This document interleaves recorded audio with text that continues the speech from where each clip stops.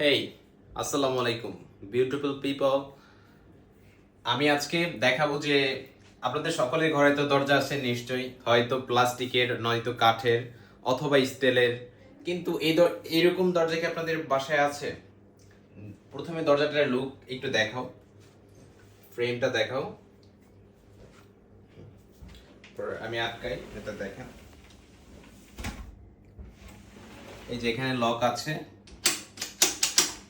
তারপর এবার বলি আমাদের এই দরজাগুলো আসলে কতটা অ্যাস্থেটিক লুক সেটা আমরা এখনই রিয়েলাইজ করতে পারবো। দেখেন, দরজা একটা কাঠের দরজা হলে সেটা এরকম একটা 3 ফিটের মতো স্পেস আপনার ঘরের মারতো, তো সে জায়গায় এটা কোনো স্পেসই মারছে না হয়তো। এই যে এখানে 1 ইঞ্চি 1-1.5 ইঞ্চি মাত্র ওয়ালের সাথে আপনার জায়গা স্পেস খাচ্ছে আর কি। এছাড়া খুবই আপনার টোটাল রুমটা ফ্রি, আপনার রুমে অনেক স্পেস পাচ্ছেন। আবার যখন আমি দরজাটা ক্লোজ করব তখন আসলে তেমন কোনো সাউন্ডই হয় না।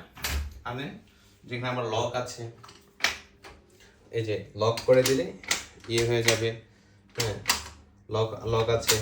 আবার আস্তে আস্তে এই যে কোনো সাউন্ড নেই, নিচে চাকা আছে তো এটার নিচে।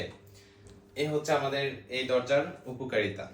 এরপর দরজা আপনি বিভিন্ন ধরনের স্টিকার লাগাতে পারেন। হুম, এর ভিতর অনেক প্রিন্টের স্টিকার আছে বাজারে, আপনি খোঁজ করলেই পাবেন। আর আমাদের ডিডক্স লাইফের ইনবক্স অবশ্যই যোগাযোগ করবেন যদি আমাদের কাছে কোনো পরামর্শ চান। তারপর আরেকটা আসি, এখানে যখন আপনি একটা ওয়ার্ড্রোব রাখতে পারছেন বা অন্যান্য অনেক কিছু রাখতে পারছেন। এবার অন্য একটা দরজা দেখাবো, আসলে সেটা কত উপকারী আমি প্র্যাকটিক্যাল আপনাকে দেখাচ্ছি। পজ করো। ভিউয়ার্স, নিয়ে আসলাম আসলে গ্লাসের দরজাগুলো, এই ডোরগুলো যে কতটা আপনার উপকারী, আপনার স্পেস সংরক্ষণ করে সেটা আপনি এখানেই বুঝতে পারবেন, রিয়ালাইজ করতে পারবেন। এই যে দেখেন, এখানে একটি খাট আছে। খাটের এখান দিয়ে মাত্র একটু স্পেস আছে। এখন আমি চাইলে দরজাটিকে এভাবে করে আমার খাটের ভিতর দিয়ে চলে যাচ্ছে। মানে এটা কত আপনার রুমের জায়গা বৃদ্ধি করে দেয়, রুমের জায়গা মারা থেকে আপনাকে অনেক সুবিধা দেয়, সেটা আপনি এটা দেখলেই বুঝতে পারবেন। মানে এখানে খাটও আছে, আবার দরজাও যাচ্ছে ভিতরে।